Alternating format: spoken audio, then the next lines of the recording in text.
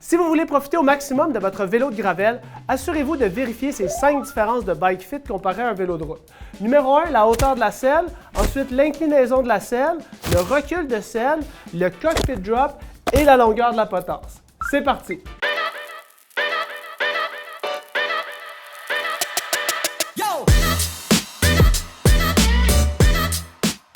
Numéro 1, la première chose que vous voulez faire attention, c'est d'avoir une hauteur de selle qui est peut-être quelques millimètres, 2, 3, 4, 5 mm plus bas que votre hauteur de selle sur votre vélo de route. Ce que vous voulez, c'est augmenter la stabilité et épargner vos parties génitales lorsque vous êtes sur un terrain inégal, rocailleux.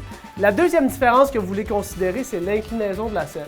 Comparé à votre vélo de route, lorsque vous êtes sur un gravel bike, ce que vous voulez, c'est avoir une inclinaison de selle peut-être 1 degré, 2 degrés plus relevée par rapport à votre vélo de route. Ici, on voit Christina qui a une inclinaison de selle de 0,7 degrés vers le haut. Eh bien, c'est légèrement plus relevé que ce qu'elle a sur son vélo de route. L'important, c'est que vous n'ayez pas une inclinaison comme sur votre vélo de route parce que ce que vous voulez, c'est augmenter votre stabilité, augmenter votre sécurité lorsque vous franchez des surfaces instables, des surfaces rocailleuses. Le point numéro 3, c'est le recul de selle.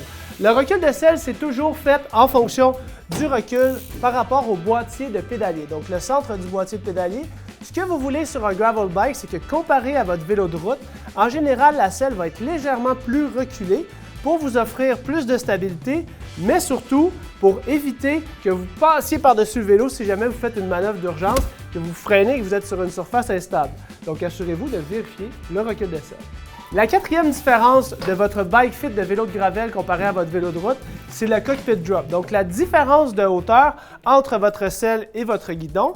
Ici, on mesure le cockpit drop du vélo à Christina et on se retrouve à avoir environ 25 mm de différence entre la hauteur de selle et le guidon. Ce que vous voulez faire attention, c'est pas d'avoir 25 mm, c'est d'avoir un cockpit drop, donc une différence qui est moins grande sur votre vélo de gravel que sur votre vélo de route.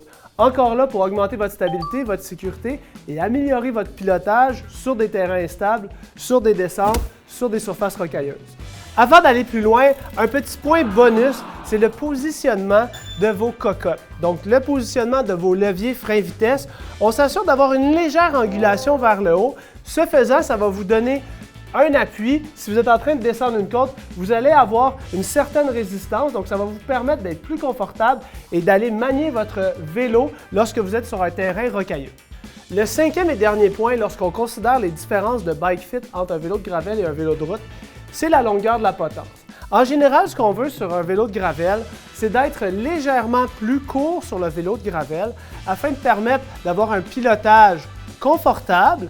Il faut savoir que la géométrie d'un vélo de route, si on prend un vélo de route où est-ce qu'on est comme ça, ici c'est la selle, ici c'est le guidon et ici on a les wheelbases. Un vélo de route c'est comme ça, puis un vélo de gravel, c'est un peu plus ouvert. Mais ce faisant, ce qu'on veut, c'est fermer la distance entre la selle et le cockpit afin d'offrir une plus grande stabilité à notre cycliste et un pilotage qui est un peu plus facile, un peu moins nerveux.